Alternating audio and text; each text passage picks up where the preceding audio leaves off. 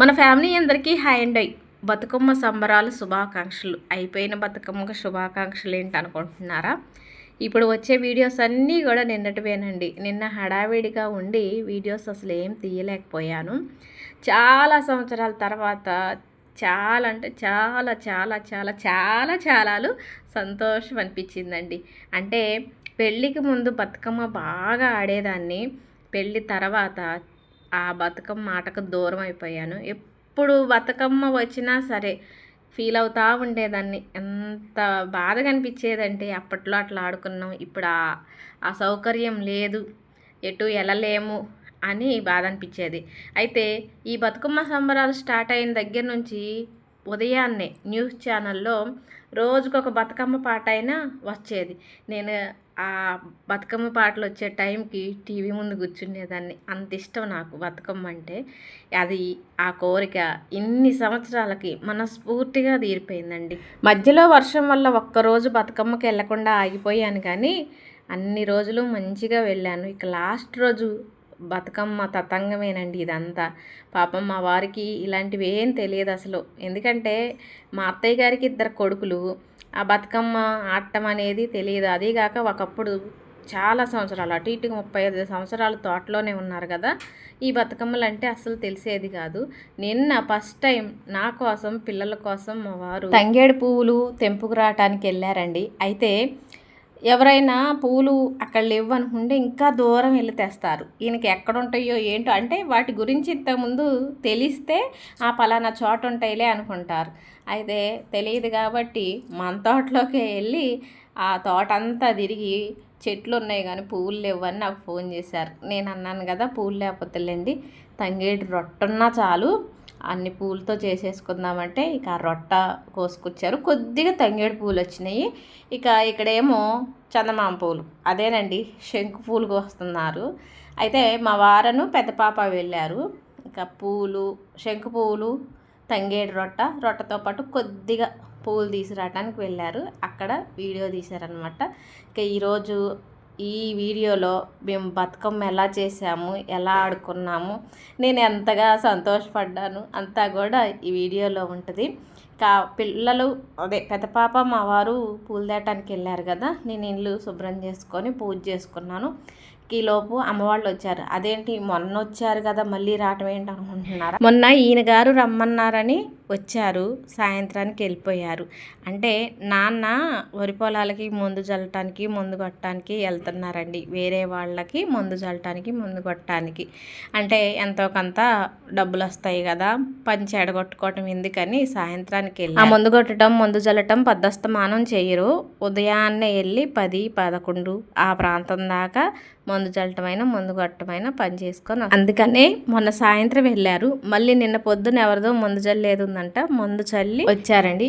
అయితే అప్పటికి పూలన్నీ తెప్పించానంటే మా వారేమో తోటకెళ్ళి తంగేడు పూలు తీసుకొచ్చారు. ఇక బంజర్లోనే చామంతులు, గులాబీలు, అలాగే బంతిపూలు తీసుకొచ్చారు. అమ్మవాళ్ళేమో 100 వరాలు తెచ్చారు. అయితే తంగేడు రొట్ట తీసుకొచ్చి ఇంటి దగ్గర పెట్టి చామంతి పువ్వులు ఇక్కడ సెంటర్లో ఉంటాయో అయిపోతాయో అని టిఫిన్ చేయకోకుండా వెళ్ళారండి. అప్పటికే 12:30 ఆ టైం అయిందనమాట. పువ్వులు తెచ్చిన తర్వాత మా వారు టిఫిన్ చేస్తున్నారు. ఇక పెద్ద కూతురేమో తోట నుంచి వచ్చిన తర్వాత ఇంట్లో పని చేసిందండి. అప్పటి వరకు మేము అక్కడ పూలు కడుతున్నాం కదా, అప్పటి వరకు తను అన్నం వండి బంగాళదుంప కూర చేసి వచ్చి కూర్చుంది. అప్పుడు అందరం కలిసి పూలు కుచ్చటం, పూలు కట్టడం చేస్తున్నాము. నాన్న బతుకమ్మని చాలా బాగా పేరుస్తారండి. అంటే బతుకమ్మని చేసామంటే చేసామన్నట్టు కాదు, బతుకమ్మ చేసి ఊరేగింపంతా అయిపోయి చెరువు దగ్గరికి వెళ్ళి నీళ్ళల్లో వదిలిపెట్టినప్పుడు ఆ గంగమ్మ పైన ఈ గౌరమ్మ అంటే బతుకమ్మ చక్కగా తేలాడుతూ వెళ్ళాలి. చాలామంది బతుకమ్మలు ఏమవుతాయి అంటే చెరువు దగ్గరికి వెళ్ళి చెరువులో వదిలిపెట్టాక పక్కకు పడిపోవటం, సగానికి విరిగిపోవటం అలా జరుగుతుంది. అలా జరిగినప్పుడు ఏంటంటే బాధ అనిపించిద్ది, మనకి ఏదన్నా ఇబ్బంది అయిద్దా, అట్లా జరిగింది ఏంటి అనిపించిద్ది. కాకపోతే ముందు బతుకమ్మను పేర్చటమే జాగ్రత్తగా పేర్చుకుంటే బతుకమ్మ ఎప్పుడు పక్క కొరగదు, ఇరిగిపోదు, పడిపోదు అనమాట. ఆ విషయంలో నాన్న చక్కగా మంచిగా క్లారిటీగా బతుకమ్మని పేరుస్తారు. ఇప్పుడు కాదండి, నాన్నకి అటు ఇటుగా 40 సంవత్సరాల ఎక్స్పీరియన్స్ అనమాట. మా పెద్దక్క పుట్టిన దగ్గర నుంచి కూడా ప్రతి సంవత్సరం బతుకమ్మ ఆడుతూనే ఉన్నారు. మా నాయనమ్మ చనిపోయినప్పుడు మాత్రం కరెక్ట్గా బతుకమ్మ సంబరాల టైంలోనే చనిపోయారు. ఆ సంవత్సరం తప్పించి నా పెళ్ళయ్యే వరకు కూడా ప్రతి సంవత్సరం బతుకమ్మ ఆడారు. అయితే నేను చాలా అంటే చాలా బాధపడతాను బతుకమ్మ విషయంలో అని చెప్తాను కదా. ఎందుకంటే అప్పటి వరకు పెళ్ళయ్యే వరకు హ్యాపీగా ఆడుకున్నామా.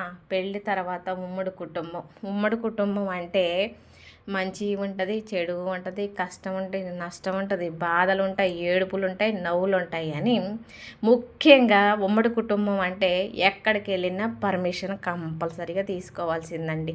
పెళ్ళికైనా, పండగకైనా, చావుకైనా, దేనికైనా పర్మిషన్ తీసుకోవాల్సిందే. అలా నాకు బతుకమ్మకి వెళ్ళాలనిపించిద్ది అమ్మవాళ్ళ ఊరు. అడిగితేనేమో ఇంట్లో వాళ్ళు ఏమంటారు, ఏముంది ఇక బతుకమ్మలకు పోవాలంటారు, పెళ్ళిళ్ళకు పోవాలంటారు, పండగలకు పోవాలంటారు, ఇంటికాడ గేదెలు, కోళ్ళు, పంట ఇవన్నీ ఏం చేసిపోతారు అనేవాళ్ళు అనమాట. అట్లా నాకు బతుకమ్మకి వెళ్ళాలని కోరుకున్నా కానీ ఆగిపోయేదండి. అంటే బతుకమ్మ అనే కాదు, ఫంక్షన్లైనా పెళ్ళిళ్ళైనా చాలా వరకు పక్కకి పెట్టేసాము. అప్పుడు అవన్నీ మిస్ అయిపోయానండి. చాలా అంటే చాలా అనమాట. ఇక మాకు తోటలో ఇల్లు కదా, ఆ తోటలో మామిడి చెట్లు, గేదెలు, కోళ్ళు, ఇక మా అత్తగారు, మా మామగారు, మా తోటికోళ్ళు, మా బావగారు, మా వారు, పిల్లలు, ఇక ఇదే నా ప్రపంచం అనమాట. బయట ప్రపంచం చాలా అంటే చాలా తక్కువ. అదేనండి, సీతమ్మ వారు వనవాసం 14 చేస్తే అంతకంటే ఎక్కువే చేశాను అనమాట నేను వనవాసం. బయట ప్రపంచం, బయట మనుషులు, ఆటలు, పాటలు, ఊరేగింపులు ఏముండేవి కాదు. ఎంతసేపు పని పని పని పని. ఇప్పుడు మాత్రం ఇక అవన్నీ అప్పట్లో లేవు కాబట్టి ఇప్పుడు మా వారు ఏ అబ్జెక్షన్ పెట్టరు. నేను వెళ్ళాలి అనుకుంటే అక్కడికి తీసుకెళ్తారు, తీసుకొస్తారు. నేను కూడా ఒక్కదాన్ని ఏమి వెళ్ళను. ఎక్కడికన్నా వెళ్ళాలంటే తీసుకెళ్తారు, తీసుకొస్తారు. ఈ సంవత్సరం హ్యాపీగా బతుకమ్మ చేసుకున్నాను. ఒక్కటే ఏంటంటే కొంచెం దూరం, ఆ దూరం అయినా బాధ లేదు. ఇప్పుడు నా పరిస్థితి ఎట్లా ఉంటుందంటే ఒక ఊరు నుంచి ఇంకొక ఊరు పోయినంత దూరం అనిపించిద్ది. అక్కడ వాళ్ళు ఏంటంటే వాళ్ళకి తెలియదు, కానీ వాళ్ళు మనల్ని కలుపుకోవాలంటే ఎలా తీసుకుంటారో, వాళ్ళల్లో ఒక మనిషిలాగా, వాళ్ళ ఇళ్ళ మధ్యలో ఒక మనిషిలాగా చూసుకోవాలంటే ఎలా అనుకుంటారో అనిపించేది. కానీ యూట్యూబ్ పుణ్యం వల్ల నేను అక్కడికి వెళ్ళగానే అందరూ నన్ను గుర్తుపడుతున్నారు. అందరూ కూడా వాళ్ళే వచ్చి నన్ను పలకరించడం వల్ల నాకైతే కొత్తగా అనిపించలేదు. చక్కగా అందరితో కలిసిపోయాను. చాలా అంటే చాలా చాలా చాలా హ్యాపీ. ఇక బతుకమ్మ విషయానికి వచ్చేద్దాము. నేను ఈ మాటల్లో చెప్తుంటేనే బతుకమ్మ చాలా వరకు అయిపోయింది. తంగేడు పువ్వులు తక్కువ, మిగతా పువ్వులు ఎక్కువైనాయండి. అయితే ఈ పువ్వులను అట్లా ఏ పువ్వు కాకు పువ్వు కుచ్చటమో లేకపోతే మాలగట్టి కుచ్చటమో చేయలేదు మేము. కొబ్బరి పుల్లలకి పూలు కుచ్చి మధ్యలో తంగేడు రొట్ట పోసుకుంటూ వచ్చి ఈ బతుకమ్మని పేర్చామండి. కొబ్బరి పుల్లలు అంటే వాడిన చీపురు కాదు, బతుకమ్మ పేర్చడం కోసమే. అమ్మవాళ్ళ ఇంటి దగ్గర కొబ్బరి చెట్లు చాలా ఉంటాయి కదా, మట్టల కింద పడతాయి కదా, ఆ మట్టది పుల్లలు నిన్నే ఈయనలు తీసుకొని వచ్చేసిందనమాట. ఆ పుల్లలకి ఈ పువ్వులు కట్టి ఇలా బతుకమ్మ పేర్చాము. ఒకప్పుడైతే ఎక్కువ తంగేడు రొట్ట ఉండి అచ్చం తంగేడు రొట్టతోనే బతుకమ్మ పేర్చి అక్కడక్కడ ఈ పువ్వులు పెట్టేవాళ్ళం. ఇప్పుడేమో తంగేడు రొట్ట ఎక్కువ దొరకట్లేదు. ఇక ఇలా ఈ పూలతోనే ఎక్కువగా బతుకమ్మని చేసాము. ఇక బతుకమ్మకి ఎప్పుడు బతుకమ్మ ఊరేగింపు లాస్ట్ రోజు కంపల్సరిగా ఒక తాటాకు బొమ్మ చేస్తారండి. తాటాకు బొమ్మ చేసి చీర కట్టి, అంటే ఒక క్లాత్ని చీరలాగా కట్టి, మళ్ళీ ఒక క్లాత్లో పసుపు కలిపిన బియ్యం పోసి, అదేనండి ఒడికట్టు బియ్యం అంటాం కదా, ఆ బొమ్మకి ఆ బియ్యాన్ని కట్టి అక్కడ గౌరీదేవిని పెట్టి, జాకెట్ ముక్క పెట్టి, అలాగే తాంబూలం పెట్టి, గాజులు పెట్టి దీపారాధన వెలిగిస్తాం. ఇక నేను ఇంట్లో దేవుడి దగ్గర దీపారాధన బతుకమ్మను అక్కడ పెట్టేశామండి. ప్రసాదాలేమో పరవన్నం చేశాను. పరవన్నం చేసేటప్పుడు వీడియో తీయడానికి టైం కుదరలేదు. ఇక ఇంట్లో మా వారు బతుకమ్మని తలపైన పెట్టారు. వచ్చేటప్పుడు దర్వాజా దగ్గర దీపం వెలుగుతుంది కదా, ఇబ్బంది అవుతుందని వారే తీసుకొని మళ్ళీ బయటకు వచ్చిన తర్వాత ఇచ్చారండి. ఇక అక్క వాళ్ళని బతుకమ్మ ఆడుతున్నాం, బతుకమ్మని తీసుకొని వెళ్తున్నాంగా రాండి అని చెప్పాను, ముందే చెప్పాను. అయితే అక్కేమో మీరు ముందు వెళ్ళండి నేను వస్తాలే అంది. ఇక బావగారు వాళ్ళ పాప తను వీడియోస్ తీసుకుంటుంది. తను కూడా పండగకు వచ్చింది. వాళ్ళని రమ్మని చెప్పాను. సర్లే మీరు వెళ్ళండి మేము వస్తామని చెప్పారు. ఇక బతుకమ్మ మన దగ్గర నుంచి వెళ్ళాలంటే దూరం కదా, బండి మీద పట్టుకొని వెళ్ళాలంటే కుదరదు. కాబట్టి ఆటో రమ్మన్నారు. ఇప్పుడు మనం బతుకమ్మ ఎక్కడైతే ఆడుతున్నామో అక్కడే అనమాట. తను తెలిసిన అతనే, ఇంతకుముందు తెలిసిన అతను. తనకు ఫోన్ చేసి చెప్పారేనా బతుకమ్మని ఇక్కడ నుంచి తీసుకెళ్దు రా నారాయణ అని చెప్పారు. తన పేరు నారాయణ. తనకి ఫోన్ చేసి చెప్తే మేము రెడీ అయ్యేసరికి తను వచ్చారనమాట. అయితే ఇక్కడ నుంచి బతుకమ్మ ఆటోలో వెళ్ళటానికి కూడా భయం వేసింది. ఎలా ఉంటుందో ఏంటో, దీపారాధన గాలికి కొండెక్కిద్దో ఏమో అనుకున్నాను. అయితే ఆటోలో వెళ్ళటమైనా బాగానే ఉందండి. అయితే చేతులు అడ్డుగా పెట్టాను. ఇక అక్కడికి వెళ్ళాము. అక్కడికి వెళ్ళి బతుకమ్మని మళ్ళీ ఆటోలోంచి తీసి నా తలపైన పెట్టుకొని బతుకమ్మ ఆడే దగ్గరికి తీసుకొని వెళ్ళాను. అప్పటికే చాలామంది వచ్చేసారు. ఇంకా కొంతమంది రావాల్సి ఉంది. ఇక్కడికి వచ్చిన తర్వాత బతుకమ్మని ఎత్తుకొని తులసికోట చుట్టూ 3 ప్రదర్శనలు చేయమ్మా అని చెప్పారు వాళ్ళు. అందుకని అక్కడ ప్రదర్శనలు చేస్తున్నాను. చాలామంది వెళ్ళగానే బతుకమ్మ బాగుంది బాగుంది అన్నారు. సరే ఎవరైనా బాగుందని అంటారులేండి. ఏ బతుకమ్మ అయినా పూలతో మనం ఇలా అలంకరించినప్పుడు ఏదైనా అందంగా ముద్దుగా అనిపిస్తుంది కదా. ఇక మన బతుకమ్మ బాగుందని ఎవరు అన్నారంటే అబ్బో మనం ఎక్కడ ఆగమన్నమాట. చాలా పోటీలు కూడా ఉంటాయండో ఇక్కడ. వీళ్ళ బతుకమ్మ కంటే మా బతుకమ్మ పెద్దగా ఉండాలి, వాళ్ళ బతుకమ్మ కంటే మా బతుకమ్మ అందంగా ఉండాలి అని ఇట్లా చాలా అనుకుంటాం. కాకపోతే అన్నీ ఒకే తీరుగా ఉంటాయి, కొంచెం మార్పులు ఉంటాయి అంతే. మంచి మంచి పూలతో ముద్దుగా అలంకరించిన బతుకమ్మలు అందంగా ఉంటాయి. అందంగా లేకుండా ఎలా ఉంటాయి? ఎవరి అయినా అందంగానే ఉంటాయి. ఇక వెళ్ళగానే బతుకమ్మను అక్కడ పెట్టేసి తులసి కోట దగ్గర పువ్వులు, అక్షంతలు, పసుపు, కుంకుమ వేసి దండం పెట్టుకున్నాము. ఇక బతుకమ్మలు అందరూ తీసుకొచ్చిన తర్వాత మళ్ళీ కోలాటాలు స్టార్ట్ చేశారు. ఇక్కడ నేను సంతోషపడిన విషయం ఏంటంటే మా వారు పూలు తేయటమే కాదండి, రాత్రి అయితే బతుకమ్మ దగ్గర చాలాసేపు ఉన్నారు. దానికి ఇంకా సంతోషం. అంటే ఇలాంటివి వాళ్ళకి అలవాటు ఉండవు. చెప్తూ ఉంటాను కదా, ఎప్పుడు తోటలో ఉండి ఇలాంటి వాటిలో ఎక్కువగా పాల్గొనేవాళ్ళు కాదు. కాబట్టి అంతగా అనిపించదు. కానీ ఈసారి నా కోసమో తెలీదు, పిల్లల కోసమో తెలీదు, ఇక్కడికి వచ్చి చాలాసేపు ఉన్నారు బతుకమ్మ దగ్గర. ఇక నేనే ఎందుకు ఎప్పుడు అలవాటు లేని వాళ్ళు కదా, ఇక్కడ ఉండటం ఆయనకి కొంచెం కష్టంగా అనిపించిద్దని, ఇబ్బంది ఏమి ఉండదులేండి మీరు వెళ్ళండి మేము ఉంటాం, బతుకమ్మ ఆడి మేమే వస్తాం, అట్టు నుంచే కదా వచ్చేది అంటే మన ఇంటి ముందు నుంచేనండి మళ్ళీ చెరువు దగ్గరికి వెళ్ళేది. ఇక చెరువు దగ్గరికి వెళ్ళి వచ్చేటప్పుడు మేము ఇంట్లోకి వచ్చేస్తాం లేండి మీరు వెళ్ళండి అని చెప్తే అప్పుడు వెళ్ళారండి ఆయన. ఇక కొద్దిసేపు కోలాటాలు ఆడాము. ఇక అందరూ తీసుకెళ్ళిన ప్రసాదాలు తులసికోట దగ్గర పెట్టి హారతి ఇచ్చి ప్రసాదాలు ఆరగింపు చేసి ఆ తెచ్చిన ప్రసాదాలన్నీ కూడా అక్కడికి వచ్చిన భక్తులందరికీ పెట్టేశారండి. అంటే పులిహోర ఏమో అందరూ కమిటీ మీద చేపించారు. ఇక ఎవరికి వాళ్ళు ఇంటి దగ్గర తెచ్చిన ప్రసాదాలు ఉంటాయి కదా, ఆ ప్రసాదాలన్నీ కూడా అక్కడికి వచ్చిన వాళ్ళందరికీ పెట్టేసి ఇక బతుకమ్మని ఎత్తుకొని అందరూ బయలుదేరారండి. బతుకమ్మని ఎత్తుకొని వెళ్ళే ముందు ఇట్లా మగపిల్లలందరూ ఇట్లా డాన్సులు వేస్తున్నారు. ఇది ఇక్కడ నుంచే ఇక జాగ్రత్తగా వెళ్ళాలండి.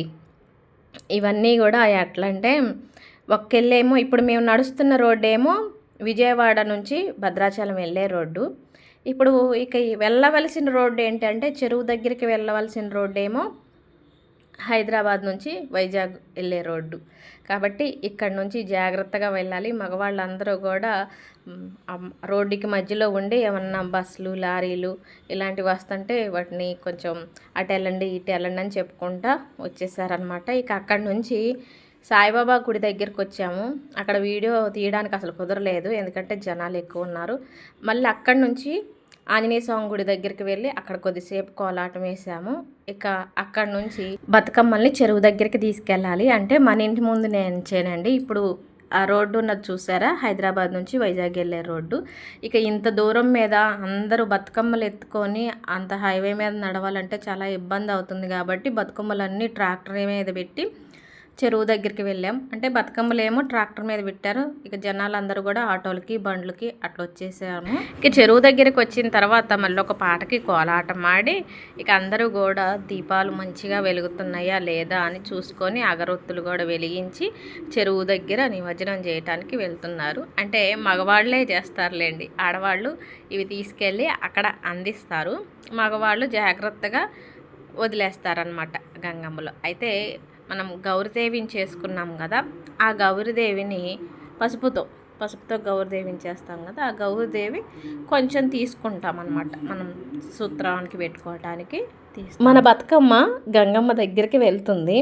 ఇలా వాళ్ళకి ఇచ్చి వాళ్ళు నీళ్ళల్లో వదిలిపెట్టిన తర్వాత మన నీళ్ళల్లో మంచిగా తేలాడుతుందా లేదా అని కొంచెం టెన్షన్గా ఉంటుంది.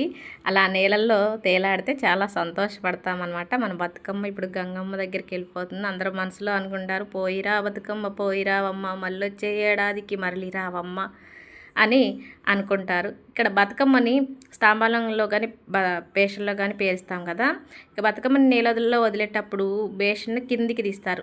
ఆ బేషన్లో వచ్చే నీళ్ళని తలపైన చల్లుకుంటే మంచిదని చల్లుకుంటారు. నేను నా తలపైన చల్లుకొని అందరికీ చల్లుతున్నాను. ఈ బతుకమ్మ సంబరాలు ఇంతటితో పూర్తయిపోయినాయి. నాకైతే చాలా అంటే చాలా సంతోషం. మరి మీకు ఎలా అనిపించిందో చెప్పండి.